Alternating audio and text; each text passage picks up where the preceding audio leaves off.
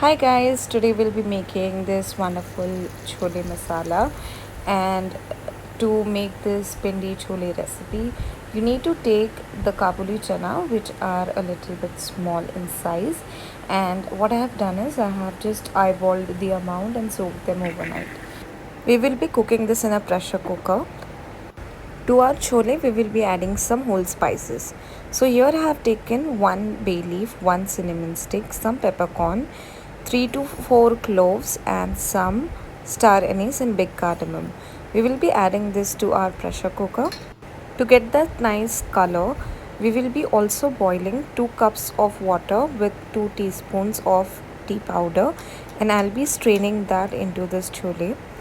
I will be also adding some salt, and then I'll be adding some water, making sure it's only a touch above the chickpeas. Now I will pressure cook this for around 4 to 5 whistles.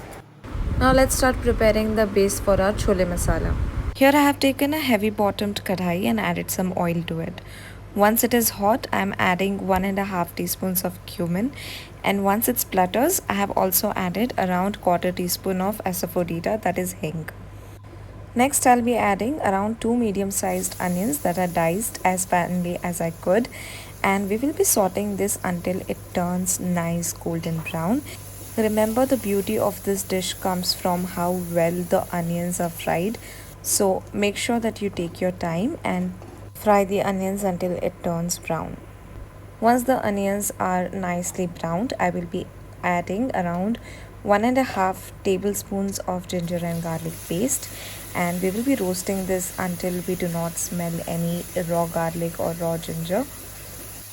Once this is done, we will be adding our dry spices. So here I have taken 1.5 teaspoons of chole masala, 1.5 teaspoons of chili powder, 2 teaspoons of coriander powder and half teaspoon of turmeric powder. Now we will be adding this to kadai and turn the gas to low and fry this for around 30 seconds. I started off with a significant amount of oil, so I am very sure that my spices are not going to burn when I fry them like this. But in case you're using little less oil, then what you can do is you can mix this masalas in water and then add this to your kadai and fry them off. That way you would not be needing to add more oil than required. Once my masalas are fried, I'll be adding puree of 3 medium-sized tomatoes and give this a stir. To cook the tomatoes faster, I would also add a very little amount of salt here and then put a lid on this and let this cook on low flame for around 5 minutes. So after 5 minutes, you can see the oil separating from the tomatoes. It is floating on the top. This way you can determine that the tomatoes have now fully cooked. Our chanas have cooked really beautifully. You can see the beautiful color on them. To check if they have cooked, you can press them between your fingers. They should mash really easily. I have also removed all the whole spices before adding the boiled chana to the masala that we have prepared. I will give this a quick stir before cooking this on a high flame uncovered for around 15 minutes. After 15 minutes, you can see that the water has reduced considerably, and also our gravy has gone a shade darker than before. To add a little bit of body to the gravy, I have taken around 2 to 3 tablespoons of chana and grinded them into a thick paste, and I'll be adding this to our gravy. Once that is done, I'll give it a quick stir and let this cook for a minute until the paste is really incorporated in our gravy and it makes it a little thicker. To finish it off, I'll be taking some kasuri methi and crush it between my hands and add them to our chole.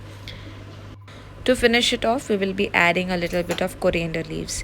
You can stop right here or you can go an extra step and give it a tadka, which I am going to do.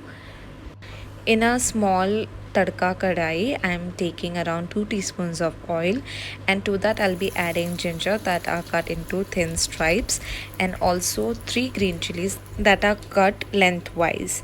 And I will be adding this to our chana that I have taken out in a bowl just before serving. So here it is, chana masala by yours truly.